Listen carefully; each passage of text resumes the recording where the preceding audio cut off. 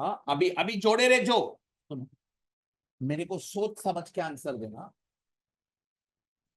एक बहुत बड़ा इंपॉर्टेंट कॉन्सेप्ट है ये, कि वैल्यूएशन करने का कैसे। बोलता है कॉस्ट और NRV whichever is lower, मैं बोला ठीक है। फिर बोलता है एस टू, कि अगर आइटम्स तो अभी स्टॉक का वैल्यूएशन कर रहे हैं वो सारे आइटम्स सिमिलर नेचर के हैं, सिमिलर है, तो फिर सबका साथ में वैल्यूएशन करने का, सबका साथ में कॉस्ट, सबका साथ में NRV whichever is low. But if they are of different nature, they are not similar, तो फिर वैल्यूएशन इंडिविजुअल बेसिस पे करना पड़ेगा, आइटम बाय आइटम बेसिस पे करना पड़ेगा। मतलब अपना एक इलेक्ट्रिक शॉप है, गड़ा इलेक्ट्रॉनिक्स, अपने शॉप में एसी है बेचने के लिए, इन्वेंट्री, रेफ्रिजरेटर है, एलईडीज है, करेक्ट, माइक्रोवेव है, I can say washing machine है, ऐसे सारे स्टॉक है, सारे इलेक्ट्रॉनिक्स। अभी मैं वैल्यूएशन कैसे करेंगे, यार इनको स्टॉक बच गया, अगर सारे, आई कैन से सारे वॉशिंग मशीन एक ही टाइप के हैं, एक ही टाइप सेम है, तो मैं सबका कॉस्ट, सबका NRV whichever is lower ले लूंगा। सारे रेफ्रिजरेटर एक ही टाइप के हैं तो सबका कॉस्ट, सबका एनआरवी ले लूंगा। But if they are of different nature, सब अलग अलग अलग अलग मॉडल वाले हैं, तो क्या करेगा, इंडिविजुअल बेसिस पे वैल्यूएशन करेगा, सबका अलग अलग कॉस्ट, अलग अलग NRV whichever is lower करेगा। गया कि गया, पक्का। लिखो, इतना लिखा, इसके नीचे लिखो। ए यार,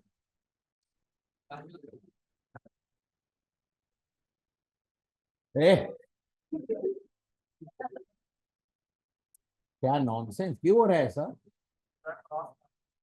कुछ इधर इधर प्रॉब्लम है।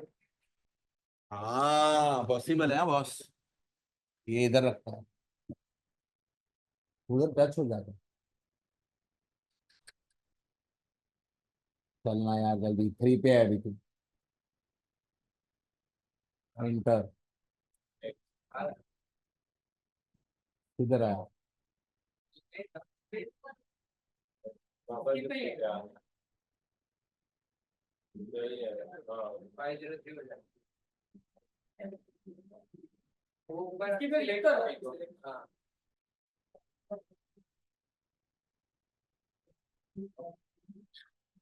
अरे क्या है पागल,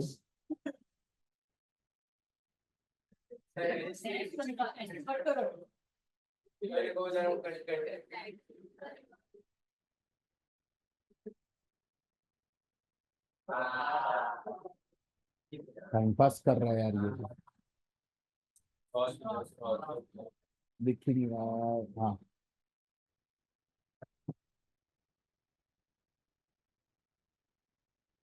every day cannot go for spy, you know. ये लिखा, इसके नीचे लिखो,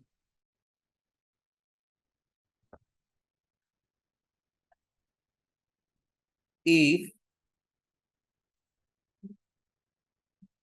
goods are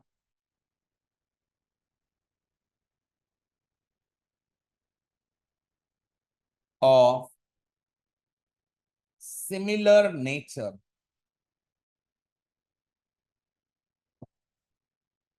then valuation should be done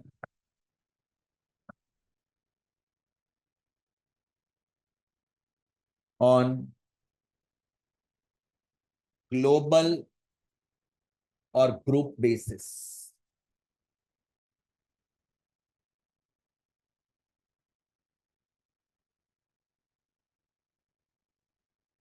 Group, global or group basis. Correct. Next line. If goods are not similar, then valuation should be done on item by item basis.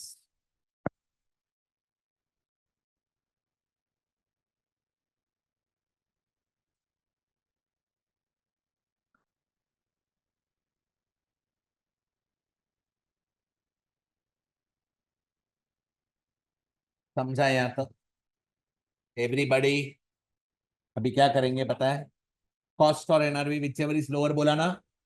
अभी cost में क्या क्या आएगा?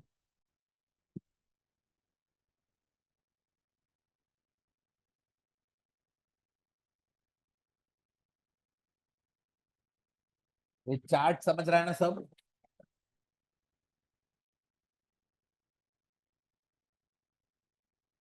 पहले मेरे को सोच समझ के ये बोलो, हम लोग कौन है?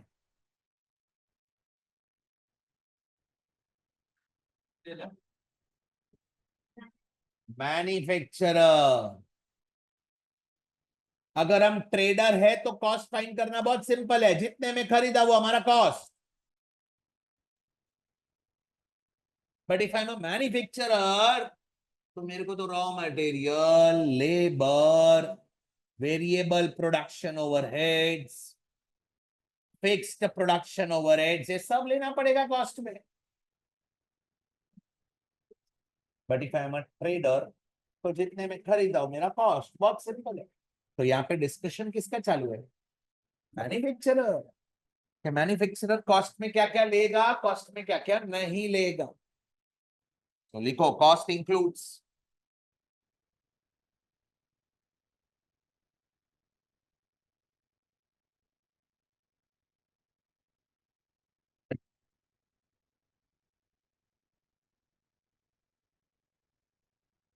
करेक्ट। कैसे फाइंड करेंगे?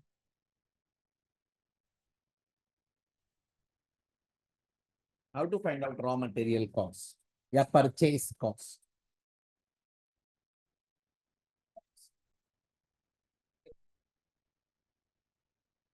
रॉ मटेरियल का बेसिक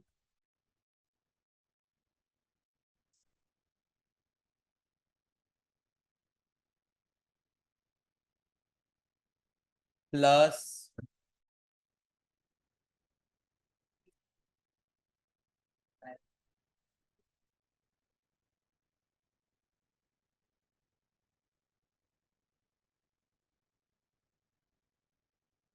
एक मिनट सिंपल लिखता हूं, रुको।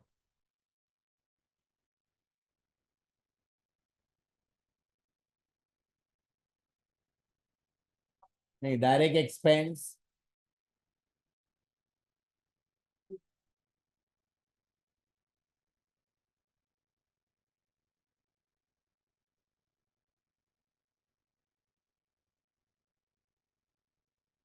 बोलो, ये समझा कि नहीं समझा?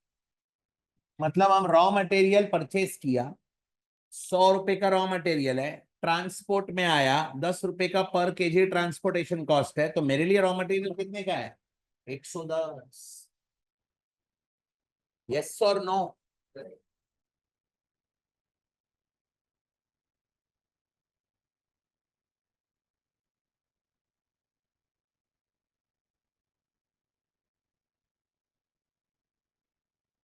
टैक्सेस एंड ड्यूटीज कौन सा?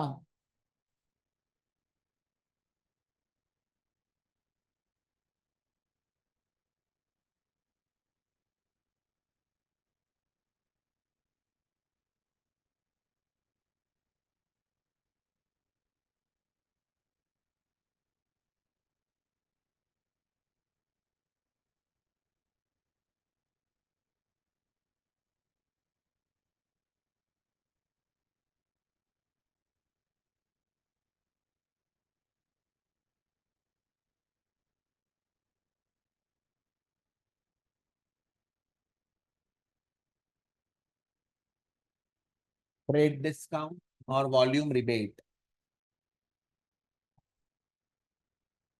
ये इन्वेंट्री वैल्यू करना है, क्लोजिंग स्टॉक कॉस्ट में क्या क्या आएगा? एक स्टेटमेंट पास करो, सुनना है। पीएनएल के आइटम नहीं आएगा। मैन्युफैक्चरिंग एंड ट्रेडिंग क्या है? ऑब्वियसली। अब ट्रेडिंग क्रेडिट में क्लोजिंग स्टॉक लिखता है ना। तो उसमें कौन से खर्चे डालने चाहिए? Trading, up to trading account. उसके बाद वाले नहीं डालने चाहिए। क्लियर? सच्ची बोलो, समझा? कॉपी किया? इसमें 3 है और अदर, ये टोटल 3 है ऐसा। लास्ट।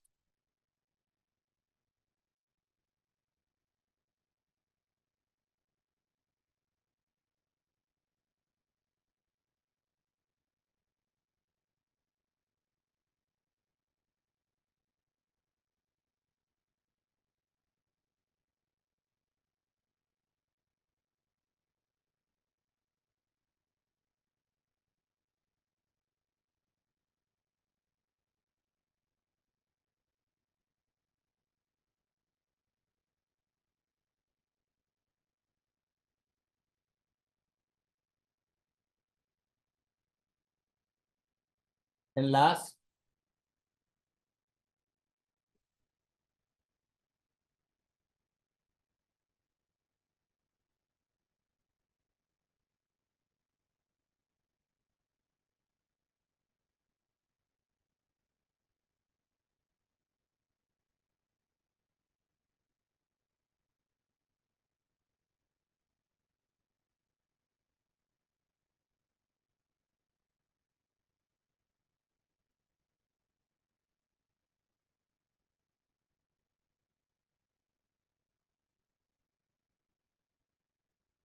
मेरे को बोल। डायरेक्ट लेबर कन्वर्शन कॉस्ट मतलब cost which is incurred for converting raw material into finish goods. अरे रॉ मटेरियल इधर आ गया ना। पहले रॉ मटेरियल खरीदा तो उसका कॉस्ट, बाद में रॉ मटेरियल को हम क्या करेंगे? आप लोग फुल फॉर्म लिखना। Direct labour.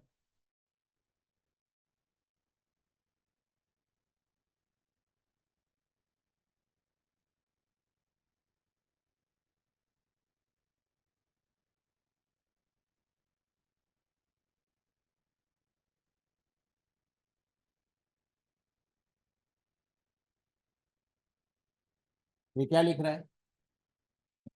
वेरिएबल, एक मिनट, वेरिएबल, वेरिएबल कौन सा? एडमिन नहीं आएगा। एडमिन कॉस्ट पीएनएल में जाएगा। लॉजिकली एडमिन में वेरिएबल होता भी नहीं है। सेलिंग भी नहीं आएगा। सेलिंग में वेरिएबल हो सकता है? ये बोलो।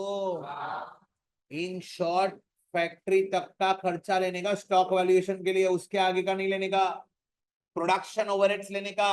Office admin, selling, distribution, financial cost will not come in stock valuation. गया कि गया? वेरिएबल क्या लिखा?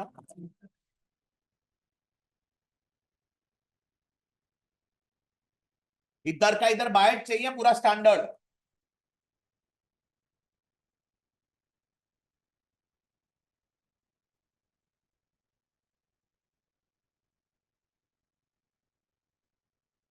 आपका ओवरहेड्स हुआ क्या? ओवरहेड्स चैप्टर में करता क्या है?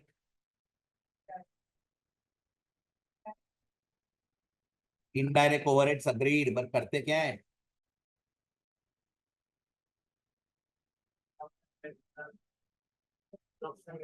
एब्जॉर्प्शन रेट मतलब, सुनो मैं बताता हूं। कोई भी प्रोडक्ट का पर यूनिट कॉस्ट फाइंड करना है।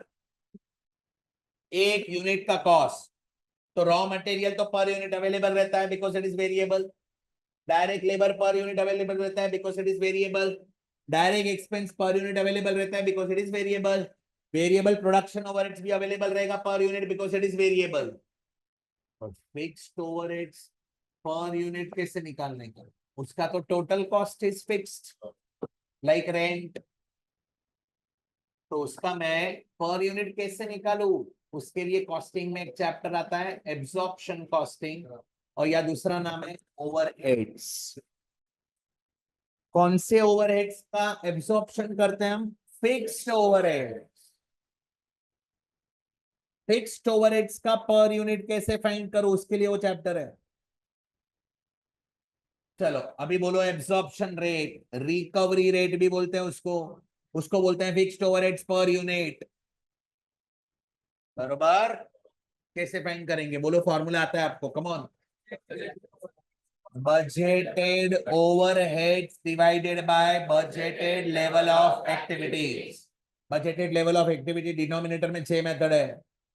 कॉस्टिंग मुझे भी थोड़ा आता है। अपने को यहाँ पे सिर्फ यूनिट्स वाला लेना है। Budgeted overheads upon budgeted production, मतलब यूनिट्स वाला लेना। बरोबर। हम क्या फाइन, एक minute, raw material per unit तो अवेलेबल रहेगा, direct labour per unit available रहेगा, वेरिएबल पर यूनिट अवेलेबल रहेगा, फिक्स्ड ओवरहेड्स ये फाइंड करना पड़ेगा। सो राइट डाउन।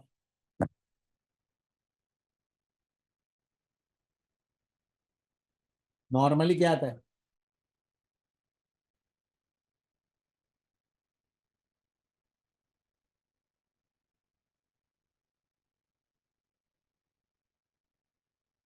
क्या लिखा? मतलब नॉर्मल बोलता है तो मैक्सिमम बोलता है। नॉर्मल कैपेसिटी मतलब नॉर्मल प्रोडक्शन के अंडर नॉर्मल सरकमस्टांसिस हम कितना प्रोड्यूस कर पाए। बरोबर। ए खत्म नहीं हुआ, डिनोमिनेटर में इंपॉर्टेंट है।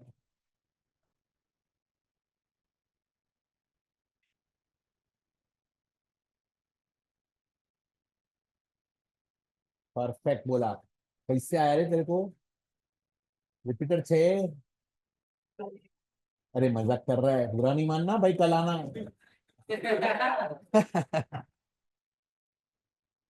नॉर्मल कैपेसिटी और actual production whichever is higher.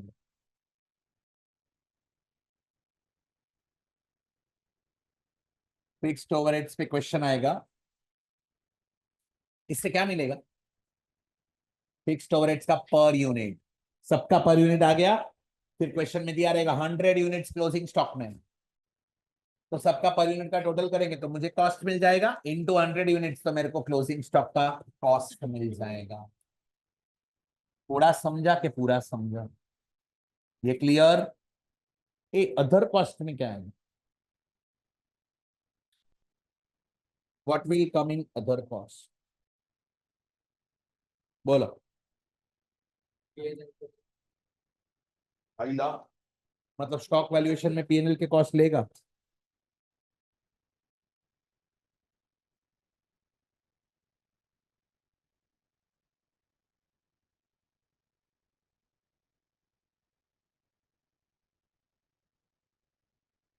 PNL वाला, ट्रेडिंग वाला, बरोबर है, वो तो आ गया इधर। You can say variable production overheads में आ जाएगा वो। वेरिएबल प्रोडक्शन ओवरहेड्स में फिर क्या आएगा? इनडायरेक्ट मटेरियल, इनडायरेक्ट लेबर ही आएगा ना। हाँ, रेट इधर आ गया, परचेस के कॉस्ट में पैकेजिंग, क्वालिटी कंट्रोल। चलो मैं बताता हूँ। Any cost which is incurred to bring inventory in present condition और प्रेजेंट लोकेशन। एग्जाम्पल, एग्जाम्पल आपण ना एक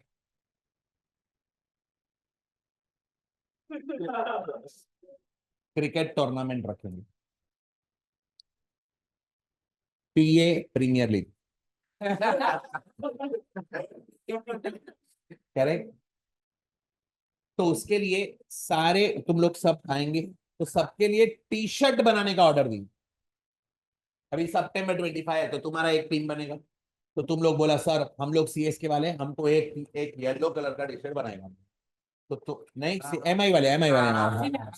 हर से बेसा अलग ला, इधर लाल इधर पीला इधर ब्लू, अब उन सब टीम का बना। अभी एक टी शर्ट बनाने का ऑर्डर दिया, हर टीम का टी शर्ट बनाने का ऑर्डर दिया। तो उसको पूछा टी शर्ट कितने का है, तो बोला सर एक टी शर्ट 300 रुपये में मिलेगा। Said okay. और उसको एक मैंने कंडीशन रखा। फिर एक भाई आगे हमारा प्रीमियर लीग का नाम है, उसके बाद टीम का नाम है, पीछे प्लेयर का नाम और उसका नंबर, और इधर टीम का लोगो, इतना मुझे प्रिंट करके चाहिए। तो उसने बोला सर 50 रुपये एक्स्ट्रा लगेगा पर टी शर्ट। मैं बोला ठीक है। अभी बोला ये 50 रुपीज एक्स्ट्रा जो लगा वो क्या है? Other cost. अभी 31 मार्च आ गया, उसने टी शर्ट बना के रखा है, बीच में 31 मार्च आ गया, वो स्टॉक में पड़ा है। बोलो वो क्लोजिंग स्टॉक वैल्यू करेगा कि नहीं करेगा? करेगा। कॉस्ट और NRV whichever is lower, cost में बोलो 50 रुपया इंक्लूड करना चाहिए कि नहीं करना चाहिए? करना चाहिए। 20,000। समझा नहीं समझा? In short designing cost, special design. Jethalal ने एक शर्ट बनाने का ऑर्डर दिया है, बोला इधर है ना दया का फोटो चाहिए और इस साइड बबीता चाहिए। अभी उसका उसको बोला कि तेरे को स्पेशल डिजाइनिंग कॉस्ट पे करना पड़ेगा। He said okay doesn't matter, I will pay for both. करे। अभी बोलो ये स्पेशल डिजाइनिंग कॉस्ट शर्ट के कॉस्ट में ऐड होना चाहिए कि नहीं होना चाहिए? होना चाहिए, क्योंकि वो शर्ट अभी भी वो टेलर के पास स्टॉक में पड़ा है, तो उसमें वो ऐड होना चाहिए, बिकॉज उसने तो स्पेंड किया ही है ना। तो स्पेशल डिजाइनिंग कॉस्ट।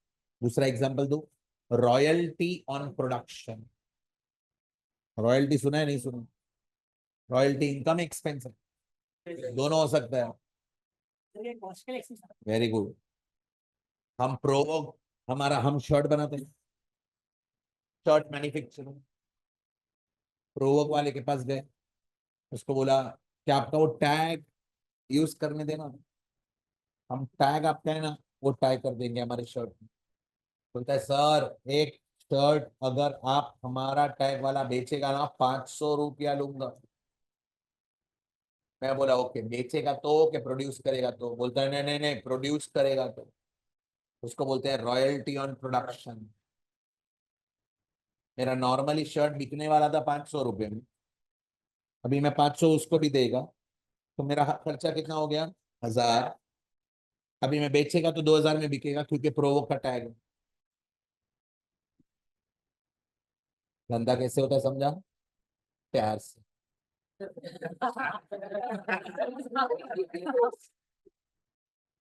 क्लियर? समझाइए। तो इसमें कौन से कॉस्ट आएंगे? जो इन्वेंट्री को प्रेजेंट कंडीशन में लेके आने के लिए जो भी खर्चे होंगे वो, special designing cost, royalty on production, manageable. आ जाओ, अदर कॉस्ट में लिखो नीचे एरो करके,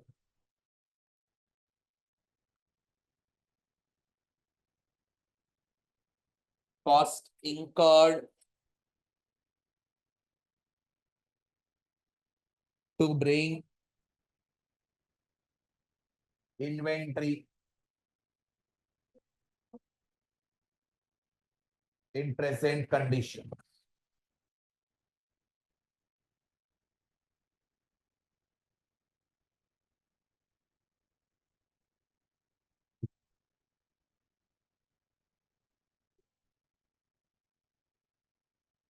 बराबर है। Down arrow, special designing cost, एक ही लाइन। दूसरा रॉयल्टी ऑन प्रोडक्शन।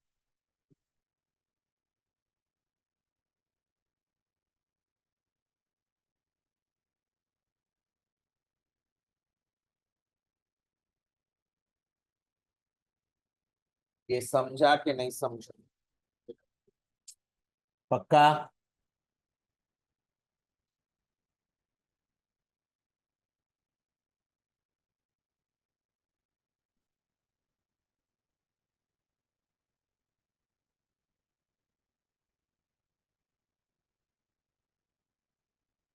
हाँ। लोकेशन में तो कैसा है, ट्रांसपोर्टेशन कॉस्ट ऑलरेडी मैंने कंसिडर किया ना रॉ मटेरियल में, इसीलिए। लाइक प्रेजेंट कंडीशन मतलब अभी वो प्रिंटिंग वगैरह का जो कॉस्ट है, डिजाइनिंग का cost, that will be present condition. ये स्टॉक जो मेरे पास है उसको ये कंडीशन में लाने के लिए क्या खर्चा है? That will be other cost, correct.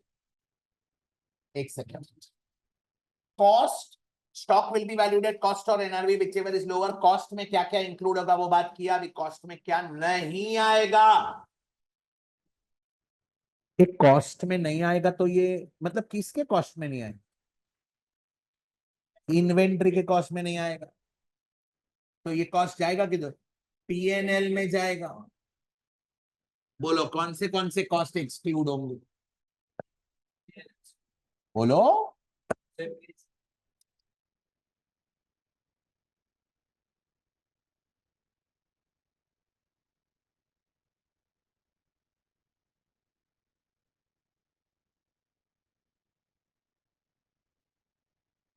बराबर है, ये लिखते जाओ साथ में, और बोलो।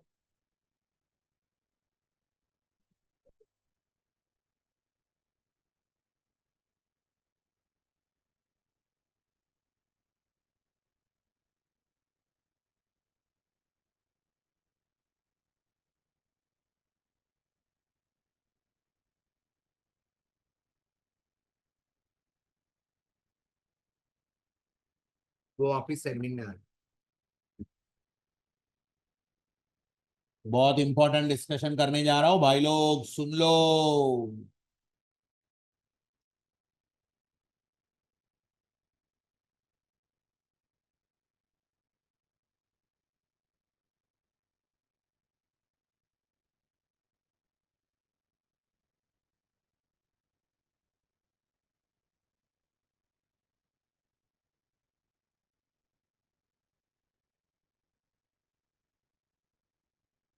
बोरोइंग कॉस्ट वर्ड सुना है क्या? बोरोइंग मतलब लोन, ये बरोबर ना? उसका कॉस्ट मतलब इंटरेस्ट। पूरा अकाउंटिंग स्टैंडर्ड है इसके ऊपर, AS 16। बोरोइंग कॉस्ट का क्या करने का? बोलो। नॉर्मली एक्सक्लूड करने का, but if AS 16 permits then it will be included। हाँ बोलेगा अभी AS 16 में क्या दिया सर? AS 16 बोलता है if borrowing cost is incurred for qualifying asset, then that borrowing cost will be capitalized, मतलब it will be included in the cost of asset, otherwise that borrowing cost will be charged to P&L। तो हमने पूछा what is qualifying asset, तो ये 16 बोलता है qualifying asset is an asset which will take substantial period of time to get ready. Substantial period मतलब जिसको normally 3-4 महीने से ज्यादा टाइम लगता है रेडी होने के लिए, एसेट रेडी होने के लिए। हेलो, एग्जांपल दूं?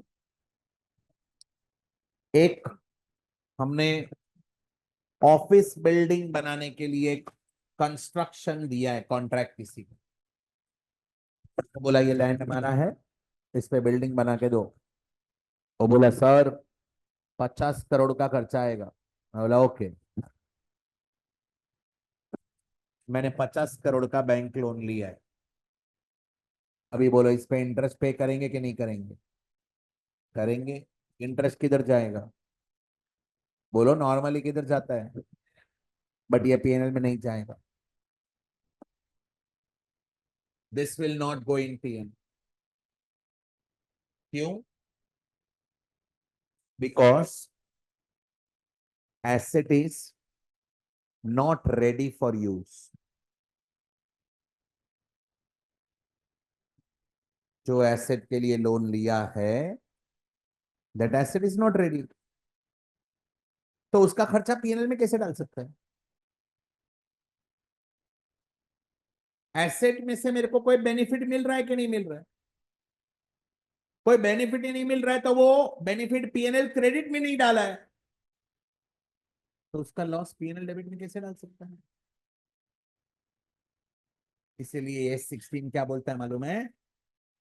If asset is a qualifying asset, मतलब जिसको 3-4 महीने से ज्यादा टाइम लगने वाला है, सब्सटेंशियल पीरियड लगने वाला है रेडी होने के लिए, और उसके लिए अगर तुमने लोन लिया है और वो लोन पे तुम इंटरेस्ट पे कर रहा है, इंटरेस्ट को पीएनएल में मत डालना, उसको एसेट में कैपिटलाइज करना। पूरा A16 है ना, रिलैक्सेशन स्टैंडर्ड है। अब बोलेगा रिलैक्सेशन क्या सर इसमें? अरे पीएनएल डेबिट करता है ना तो प्रॉफिट कम होता है, प्रॉफिट कम होता है तो ईपीएस कम होता है, ईपीएस कम होता है तो मार्केट प्राइस कम होता है। तो पीएनएल डेबिट कुछ भी किया ना, अकाउंटेंट को कभी अच्छा नहीं लगता, कंपनी का प्रॉफिट गिरता है, accountant always want to show more profit for reporting purpose. अब बोलेगा सर फिर टैक्स भी ज्यादा पे करना पड़ेगा ना, टैक्स का प्रॉफिट अलग होता है, अकाउंट्स का प्रॉफिट अलग होता है, इसके लिए तो AS22 ने बर्थ लिया है ये अर्थ पे।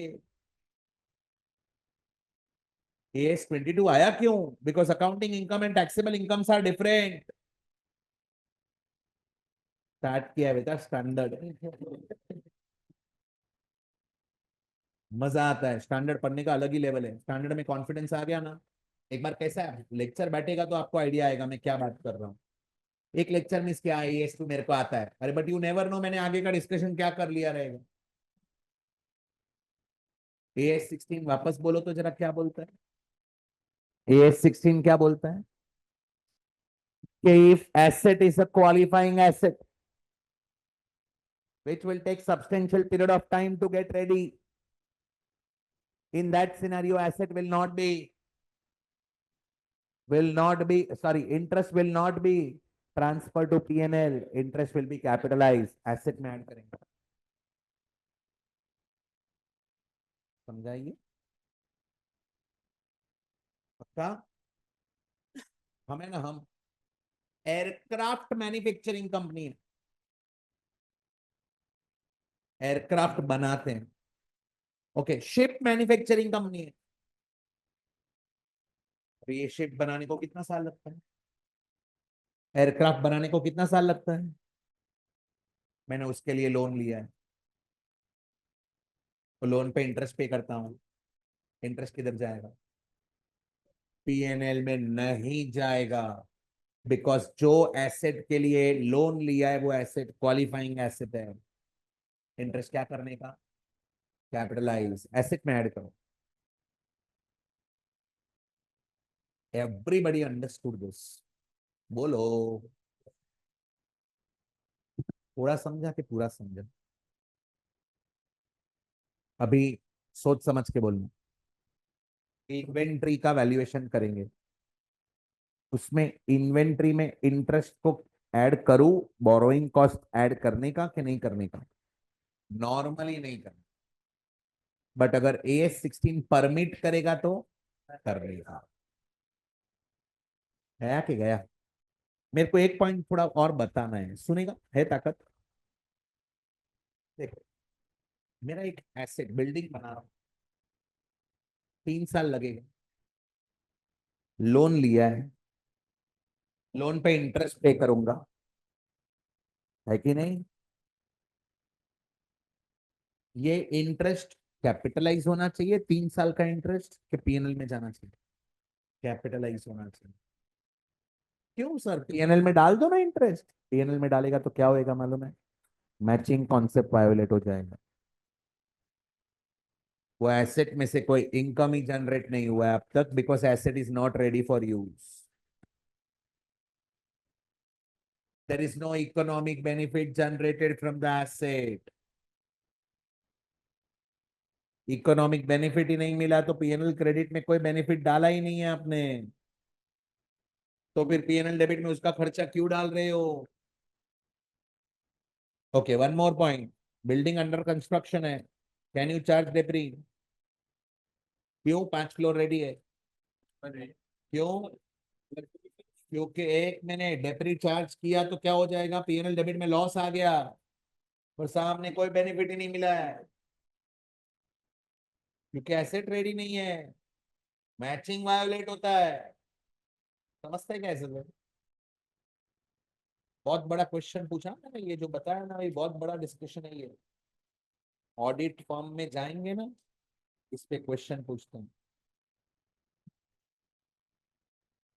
किसी I have purchased one asset, I have taken loan on that, or I have done some expenditure. What to do about that expenditure? आप बोलेगा नहीं, it should be capitalized. Why? Charge to P&L, no? क्या reason देंगे?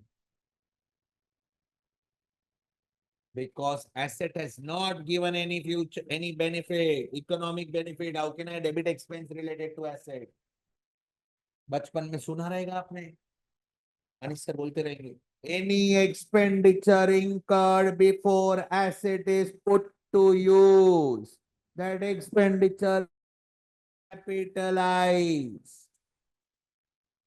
सुना रहेगा, अनिश sir नहीं थे 11th में?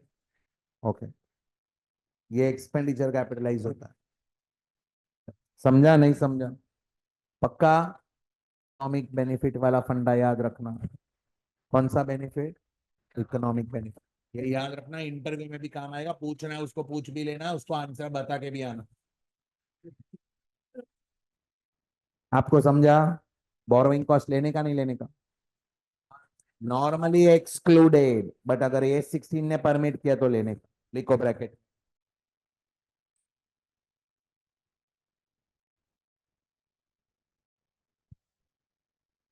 लिखो इधर ब्रैकेट में, normally excluded,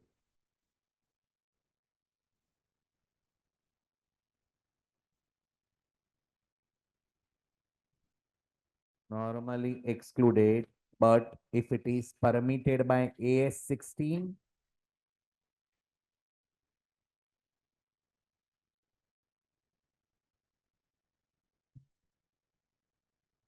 then it is to be included.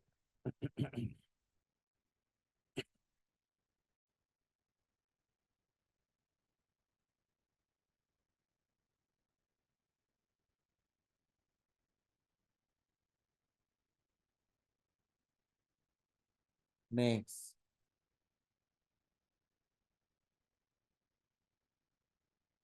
क्या लिखा जल्दी देखो,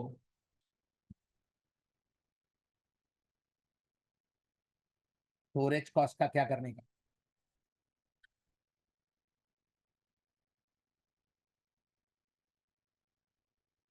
स्टोरेज कॉस्ट क्या होता है?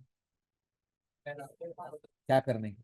Normally excluded, but if it is necessary for the product due to its inherent nature, then it will be included. अब बोलेगा एग्जाम्पल, हम कौन है मालूम है? Amul, the taste of India. Ice cream को स्टोर करने के लिए फ्रिज में रखना ही पड़ेगा भाई। वो स्टोरेज कॉस्ट बोलो लेने का कि नहीं लेने का? लेने का, स्टॉक वैल्यूएशन में। बट सेकेंडरी स्टोरेज के लिए है, that storage cost will not be included. Primary necessary storage है, लेने का। मैं फार्मास्यूटिकल कंपनी हूं सिप्ला, मैंने वैक्सीन बनाया है, भारत बायोटेक, और मेरा जो भी लाइक अभी अभी में एक छोटी सी बेबी आई है मेरे उधर, तो उसका वैक्सीन देने जाते हैं ना हम लोग डॉक्टर के पास, इनिशियल मंथ्स में कुछ वैक्सीन होते हैं, तो वैक्सीन है ना डॉक्टर फ्रिज से निकाल, अभी कैसे हम जाते हैं तो we can correlate all this, we know कि वो फ्रिज से निकाल के वैक्सीन देता है, और वो पूछता है उसको सर्दी खांसी नहीं है ना, तो सर्दी खांसी रहेगा तो दे नहीं पाएगा, क्योंकि वो रेफ्रिजरेटर से निकाला हुआ वैक्सीन है, मतलब उसको कंपलसरी रेफ्रिजरेटर में स्टोर करना पड़ता है। ऐसे बहुत सारे मेडिसिन होते हैं जिसको कंपलसरी रेफ्रिजरेटर में स्टोर करना पड़ता है, बोलो उसमें स्टोरेज कॉस्ट लेने का कि नहीं लेने का? लेने का, because it is necessary for the product. तुमको मेरा एक्सप्लेनेशन समझ रहा है क्या? पक्का? देखो इधर स्टोरेज कॉस्ट।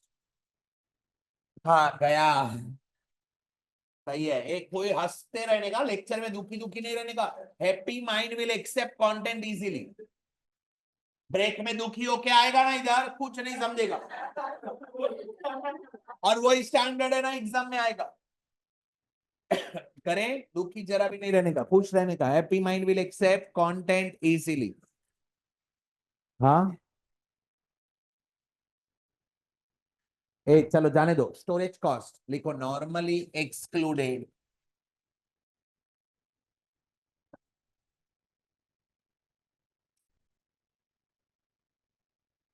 हाँ ब्रैकेट में ही, उसमें ही लिखना है, normally excluded. However if it is necessary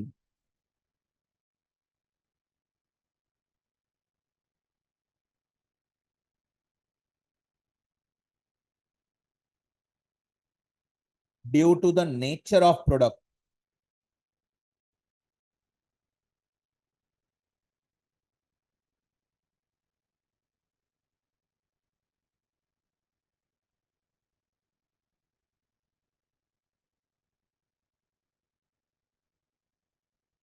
example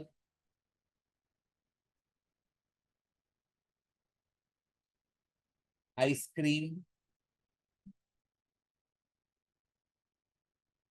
ice cream खा के क्या लेना पड़ता है? मेडिसिन। बरोबर ना? एटसेट्रा। बोलो, सच बोलो, ये समझा क्या? अभी जो नेक्स्ट लिखवा रहा है ना, ये याद रखना, बहुत इंपॉर्टेंट है। मैं जो डिस्कशन करेगा ना, सुनने का कॉन्सेप्चुअल है। ये क्या लिख रहा है देखो जल्दी। सुना है? क्या होता है? जो नॉर्मल नहीं होता। सही है यार। नॉर्मल क्या होता है? जो एबनॉर्मल नहीं होता है। पीस है।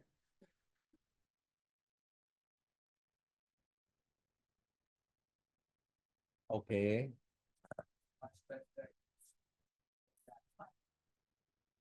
चलो, I can say like this. There are two types of losses: normal loss, abnormal loss. Normal loss is uncontrollable loss. तुम उसको रोक नहीं पाएंगे। करेक्ट? अपना है ना, oil company, oil petrol, petrol का कंपनी। पेट्रोल एक जगह से दूसरी जगह पे लेके जाने के लिए टैंकर में जा रहा है। मैंने यहाँ से 1000 लीटर पेट्रोल भेजा है। उधर है ना, आधा लीटर तो किधर लीक होके या इवोपरेट होके गया रहेगा। Possible not possible? Bye past experience they know it very well कि ऐसा होने वाला है, इसीलिए उसको वो क्या नाम देते हैं? Normal loss. मतलब क्या मालूम है? वो लॉस हुआ ना तो मैं नॉर्मल है। आग लग गया ना तो मैं एबनॉर्मल नहीं हो जाएगा, बट झटका लगेगा। समझ रहा है? नॉर्मल लॉस में क्या होता है? Due to that loss we are normal. Okay, we know it, ऐसा होने वाला है, हमें पता था ये होने वाला है। समझा? Abnormal loss, unexpected loss, uncontrollable loss. हम सॉरी, कंट्रोलेबल लॉस, हम उसका इंश्योरेंस निकाल सकते। Loss by fire, abnormal loss. Loss by theft, abnormal loss. Loss due to earthquake, abnormal loss. Loss due to war, abnormal loss. Possible not possible? Loss due to flood, abnormal loss. अभी मेरे को सोच समझ के answer देना। Abnormal loss समझा?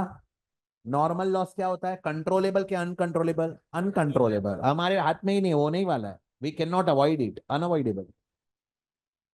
बरोबर? अभी मेरे को सोच समझ के आंसर देना। एबनॉर्मल लॉस ट्रेडिंग में रहता है क्या पीएनएल में जाता है? लॉस बाय फायर, क्यों? Trading credit, PNL debit. Stock he loss by fire है, स्टॉक का ही बात चालू है पूरे चैप्टर में। ट्रेडिंग क्रेडिट, पीएनएल डेबिट, दो इफेक्ट देता है हम लोग। ट्रेडिंग क्रेडिट मतलब ये ट्रेडिंग क्रेडिट मतलब ट्रेडिंग में इफेक्ट दिया कि इफेक्ट निकाला? देखो, सोचो, मैं जो पूछ रहा हूं लेक्चर बैठेगा तो समझेगा।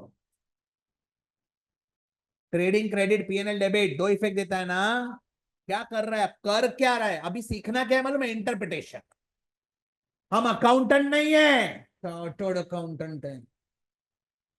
बैलेंस शीट टैली हो गया, खुश नहीं होने का, इंटरप्रेट करने को आना चाहिए कि कर क्या रहे हैं। Loss by fire, trading credit, PNL debit, क्या किया जरा बताओ। ट्रेडिंग क्रेडिट बोलो। नहीं, मतलब loss by fire trading credit में लिखता है कि नहीं लिखता है? उसका इफेक्ट दे रहा है कि निकाल रहा है? बोलो, बराबर है। पर था किधर? हाँ, ट्रेडिंग क्रेडिट, ये मैंने सब बोला है पहले। ट्रेडिंग अकाउंट क्रेडिट में इफेक्ट डाला मतलब वहां से इफेक्ट निकाल। वो गुड्स परचेसिस में रहेगा या फिर सुपर ओपनिंग स्टॉक में रहेगा। पर अभी डिस्ट्रॉय हो गया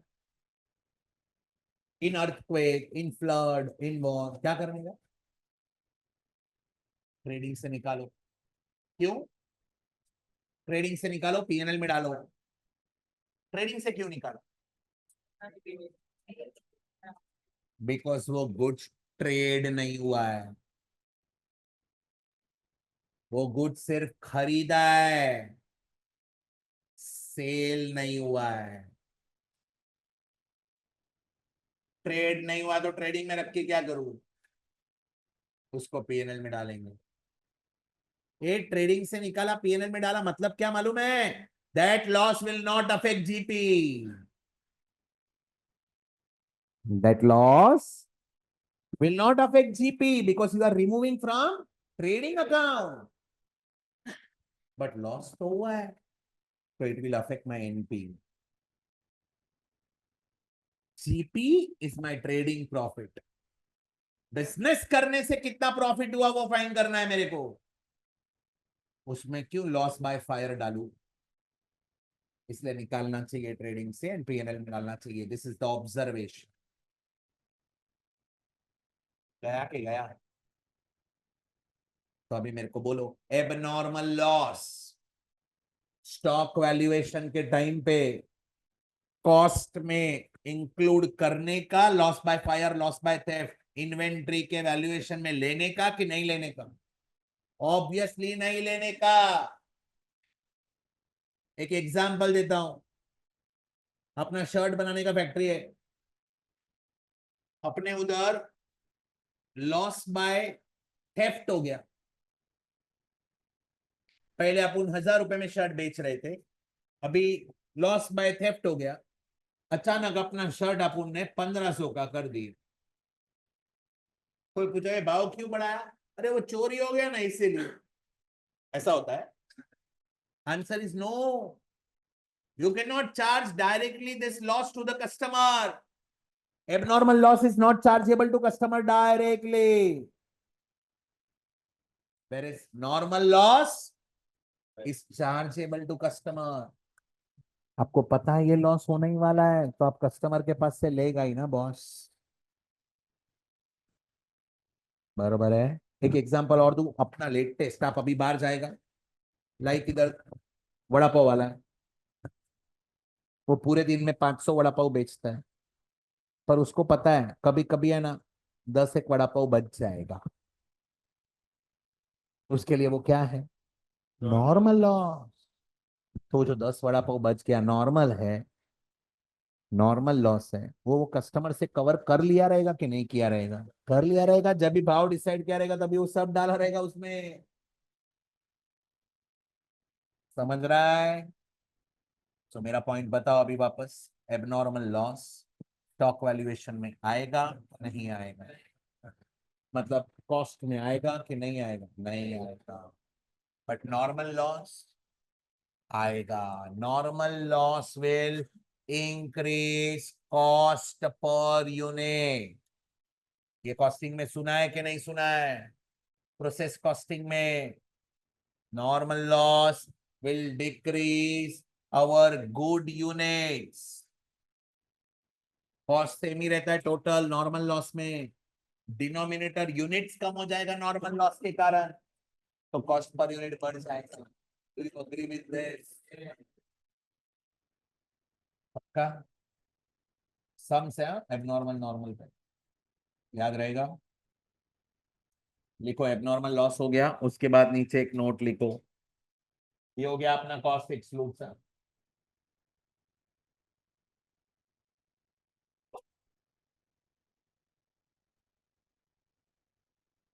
normal loss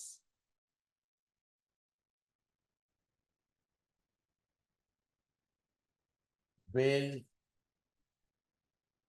increase cost per unit.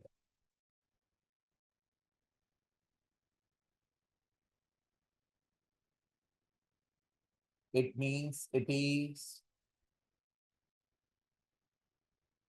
included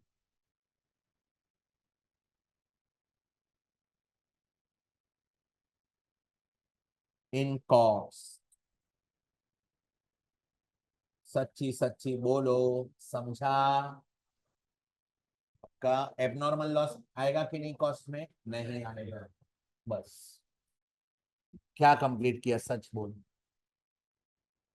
cost खत्म हो। अभी आपको कॉस्ट फॉर्मूला सुनना है क्या? एक्चुअली कोई सम नहीं है, वो फीफो लिफो वाला पार्ट सुना है कभी? सुन लो चलो।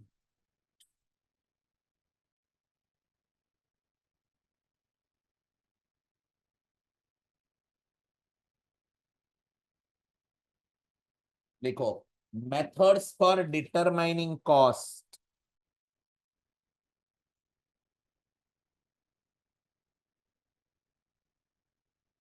methods for determining, बोलो क्या? कॉस्ट।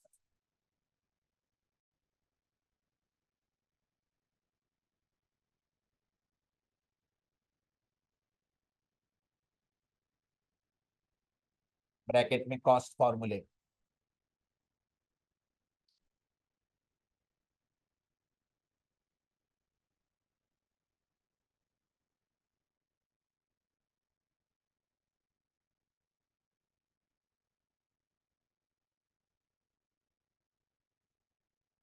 दो ब्रांच में डिवाइड करो।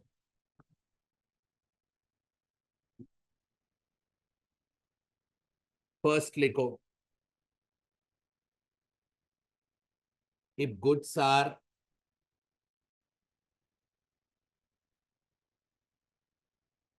non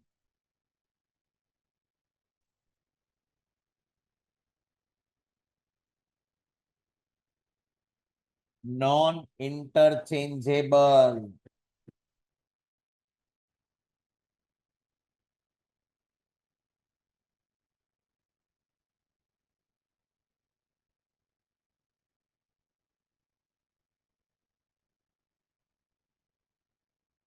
मतलब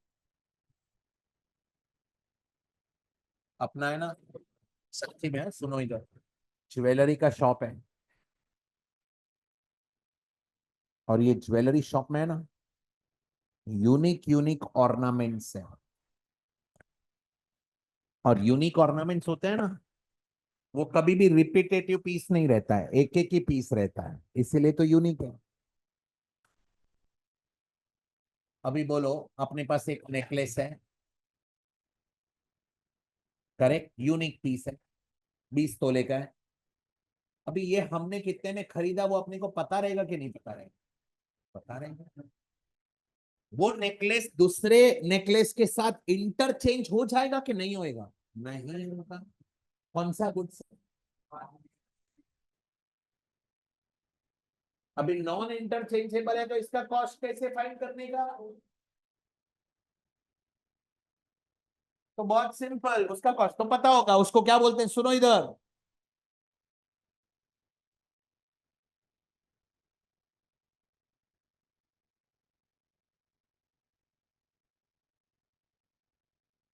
क्या लिखा? यूनिक पीस रहेगा तो सब स्पेसिफिकली आइडेंटिफाई करो और उसका कॉस्ट फाइंड कर लो। ये कॉस्ट फाइंड करने का मेथड है। ए इंटरचेंजेबल रहेगा।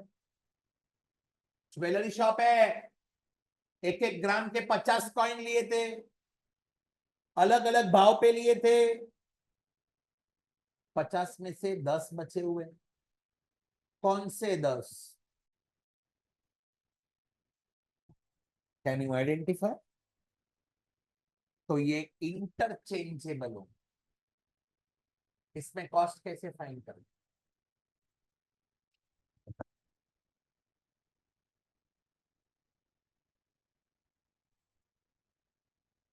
सुनाइए सब, लिखते जाओ।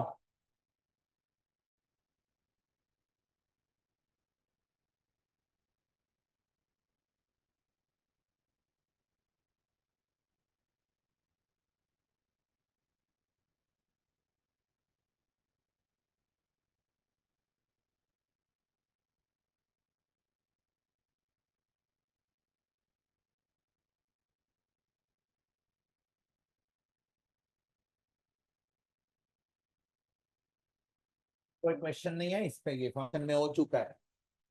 इन्वेंट्रीज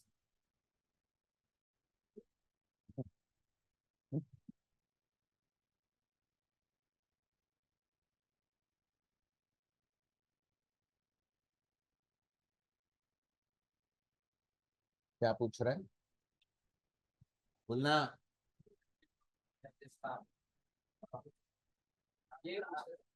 हाँ इन्वेंट्री में था, पूछ रहा है, बता रहा है। ये समझा? स्टैंडर्ड कॉस्ट मेथड मतलब मैं बोलेगा 100 यूनिट्स बचे हैं ईयर एंड को, और मुझे पता है हमारा नॉर्मल कॉस्ट हर यूनिट 500 रुपए का रहता है। तो मेरा स्टैंडर्ड कॉस्ट क्या है? 500। 100 शर्ट पड़े हैं, 100 इंटू 500, 50,000 का क्लोजिंग स्टॉक।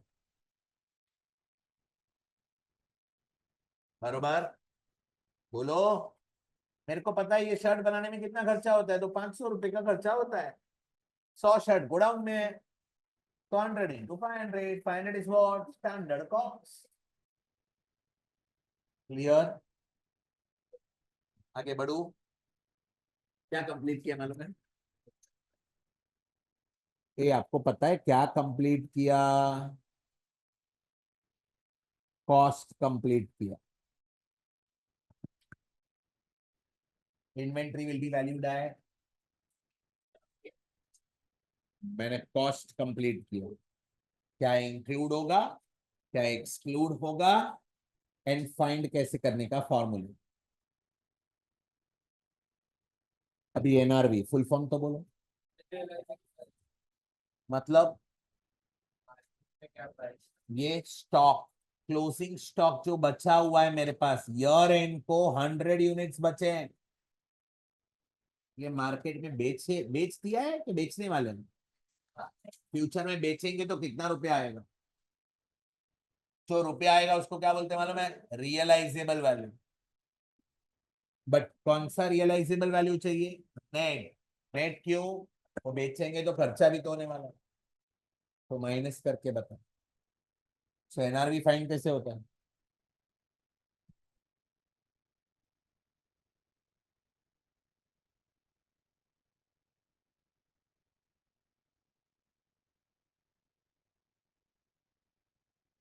क्या लिखा? क्या भाव में बेचेंगे फ्यूचर में वो एस्टिमेटेड सेलिंग प्राइस।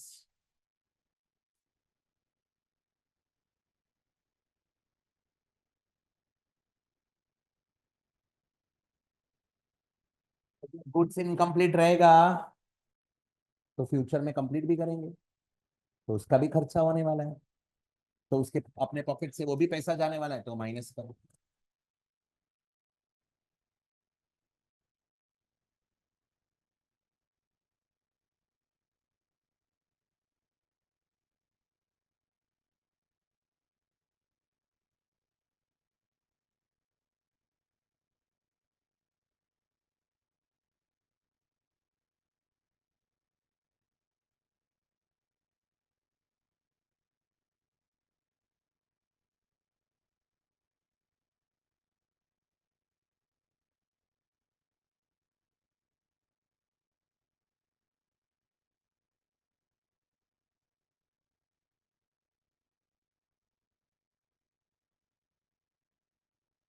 सच बोलो, ये समझा क्या?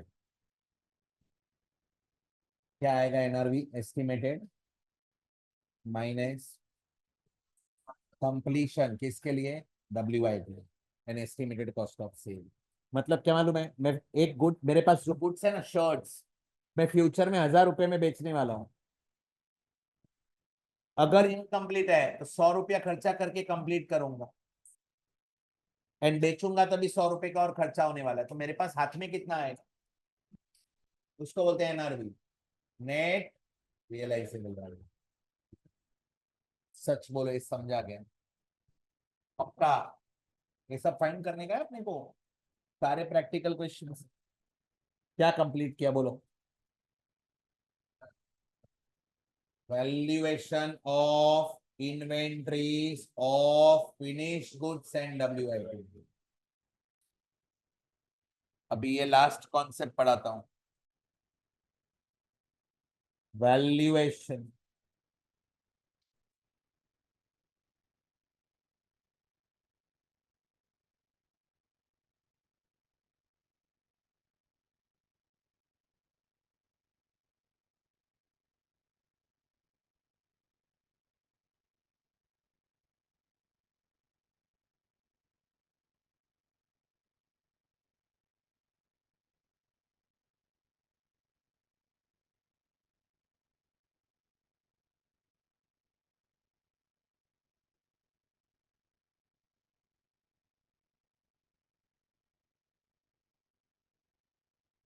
करो स्कॉलर्स, चार्टर्ड्स।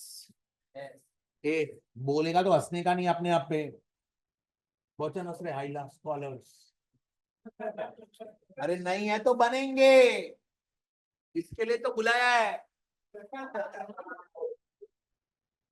हद हो गया यार, अपने आप में कितना डाउट है, बोलता हाइला स्कॉलर हो ही नहीं सकते हम।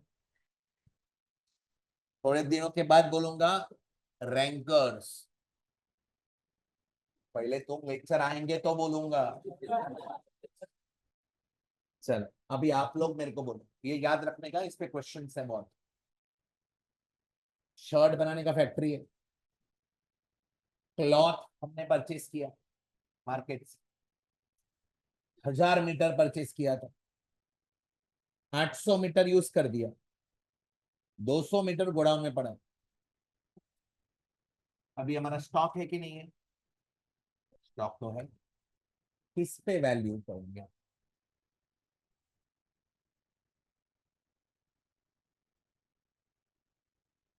बोलो।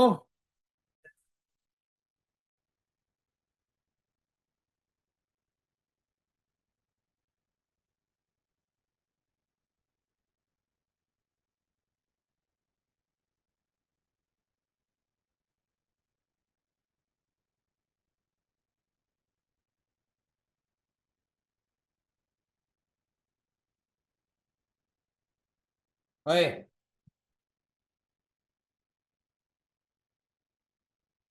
Normally raw material is valued at, जितने में खरीदा वो प्राइस मेरा स्टॉक में आना चाहिए, बरोबर ना? इतना सिंपल रहता तो मैं अलग पॉइंट लेता। क्या लिखा है? Normally, normally raw material is valued at cost. However, if final product for which this raw material will be utilized, if final product is loss making,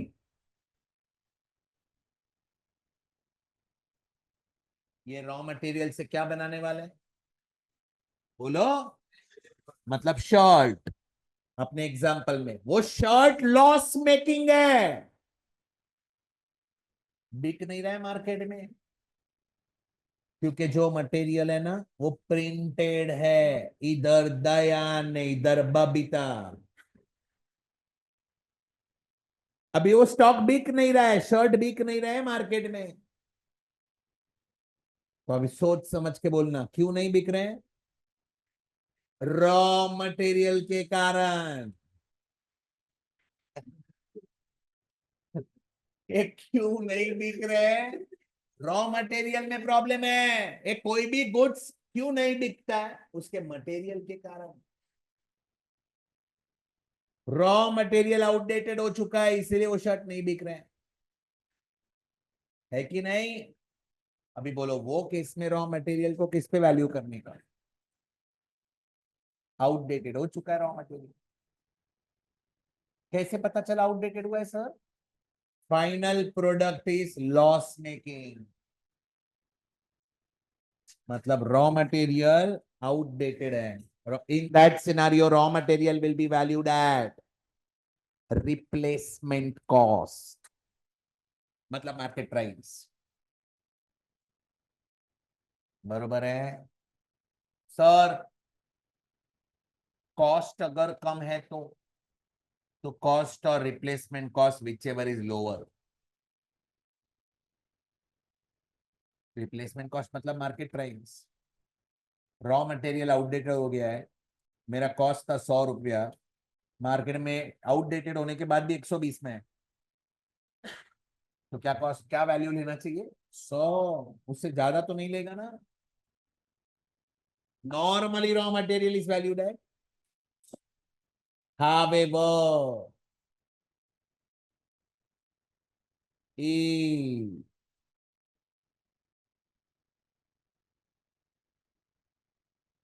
क्या बोल रहे हैं? मेरे को बोल प्रीत। आउटडेटेड, अरे बोलना, बोल क्या बोल रहे हैं?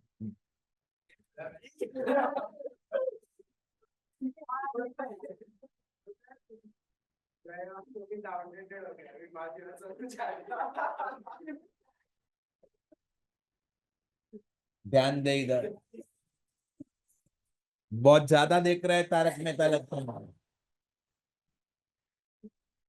ध्यान दे बेटा, पढ़ाई पे ध्यान दे, नहीं तो उसमें ही काम करना पड़ेगा। However, if final product is, क्या लिखा?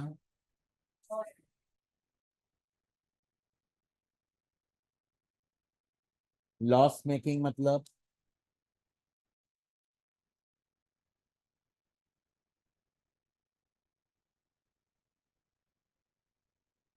क्या लिखा?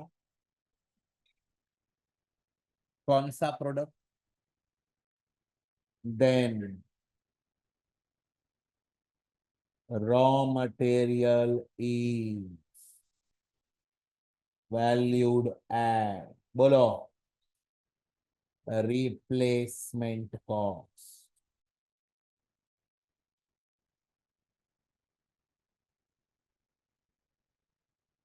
रिप्लेसमेंट कॉस्ट मतलब यही मटेरियल आज में लेने जाएगा तो कितने में मिलेगा, that is market price. In short cost और market price whichever is lower लेने का, बट स्टैंडर्ड ने क्या लैंग्वेज दिया है? Replacement cost. अरे मटेरियल आउटडेटेड हो गया तो मार्केट प्राइस कम ही रहेगा ना उसका, इसलिए वर्ड रिप्लेसमेंट कॉस्ट। सच बोलो, रॉ मटेरियल समझा? एक कंबाइंड क्वेश्चन भी है, raw material WIP finish good सब साथ में कर पाएंगे? लिख दो ये।